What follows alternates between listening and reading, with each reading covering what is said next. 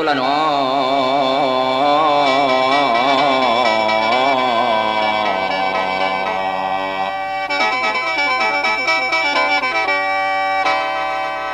แก้มไว้แก้มไม้แก้พนั่งไม้ควันสวรรค์ไทยไก่น้องอย่าเพื่อไรบ่ลืมอาย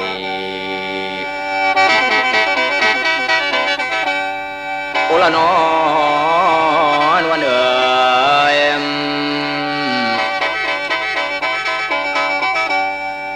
แม่นว่า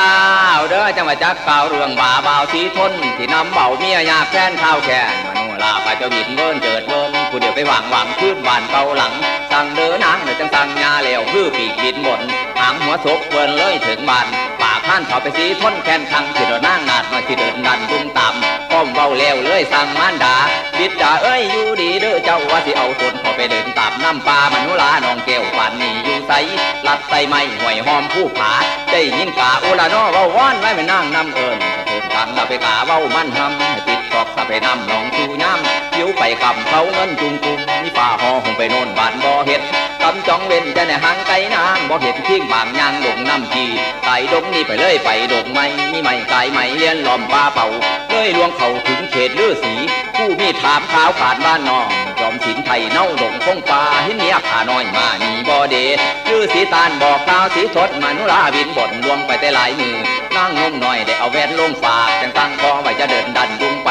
นั่งตั้งไว้ว่าให้ทานครับคู่ทั้งเหรียญหัวเพชรแต่กะสีทนไทยไปแล่เหยี่ยมตากนั่งเล่าสั่งท่านแสบหยับเนี่ยไปเดินได้บ่ถึงเต่าเบิ่งแล้วแหวนเทียดเจียดเจียมันฟังนางแข้งเล่าใบเอาไว้จังว่าทั้งไปน่ะไปล่ำท่านนางบานี่ป่ายังหอยค่อยจ้องซองกินก็จากหันมีป่าไว้หลุมซึมหนาบหนาเมื่อพุ่งควันตัดมีตั้งคู่เขาขับไปตับตันแตกพายีเสือแหบสามทางในไล่กินทุกทิ้งทิ้นผีปงดงหนาเลี้ยนอาคมจากลือสีไทยมันกันไพ่กัดเหนือเสือสางทางกำตัวได้ผ่านตองลำแท่งไงไล่ตีจบครบแล้วล่าทาลือสีลูกสีล่าไปเด้อพ่อเอ๋ยวันนี้ลือสีตานรับสั่งให้ได้นั่งนาดน้อยมาสอนดังหวังปอมสั่งแล้วบ่ายดาบโทรศิลป์ลือสีพระบอกทางตอนที่ให้จะไปกรุงนี้น้ำทางวีไปกรุงมือพอตินเดือลายาหลงด้านต่างข่าวยางแจ่มไทยเสียงเล่ไล่อินหน่อยค่อยสู้คำคูนอนอนางขาทางเบิดที่ข้างแล้วโอ้ยห้องคูเดียวโอ้นางเอ้ยวันนั้นสีทนเท้าน้ำเมียเช็ดยากมาเขาเกือบขับไปค่อยส่งอยู่ส้นคนน้ำแล้วตัดใจเมืองหลวงไปถึงเมืองวังว่าเมียนินแล้วที่จะไปทันกับเจ้ามารดาพระแม่ว่าเมียผ่านั้นไปหลีอยู่ใส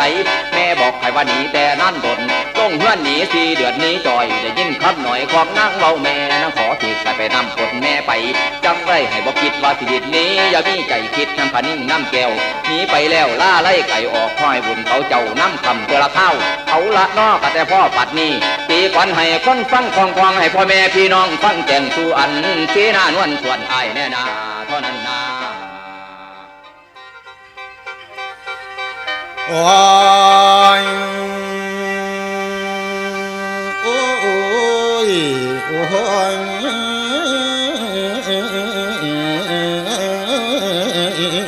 นอนส่วนสีทอนก็เลยบายเอาได้สันตาขึ้นมาอ่านท่านที่กุกเตต้นจนเท่ากระทั่งปลายเราเตต้นจนกระทั่งสุดปลายสาธยายความจริงเราคำพ่อแจง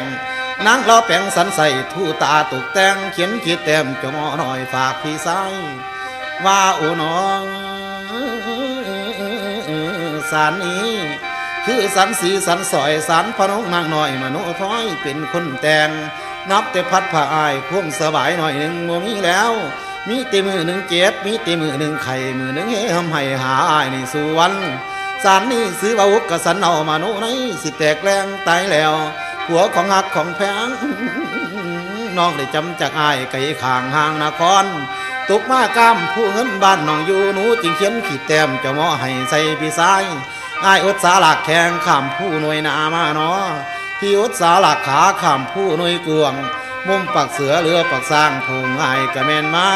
พี่ต้องไฟน้ำตาไหลลงท้องจนมาถึงบ้านอ่อนนำพ่อเนยอ้ายสิลุดวงเขาเมืองกวงมอมพนางอันนี้3 โมงเศร้าดาวดาตกแต่งน้องสิแปลงลัดตอนคอยถ่าบ่าวพี่สายค ท่านเคยเป็นผัวน้องมโนท้องคนเก่าให้โจลุลวงเขามาพี่หอดเยี่ยมตอนสุดท้ายมโนท้องเป็นคนแต่งนางได้แปลงขีดแต้มเจ้าหมอน้อยฝากพี่สายส่วนสีทอนพอได้หูสับซึ้งพอได้หูสับซึ้งว่านางแต่งแปลงคำก่อนเร็วน้องทั้งคงจับมาทุ่นมนกระเจกระปานนั้นพวมกระสันสันเสาโศกานำตะลังนำตะพังหับแก้มก็เลยให้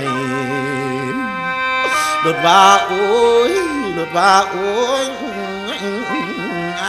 เอ้ย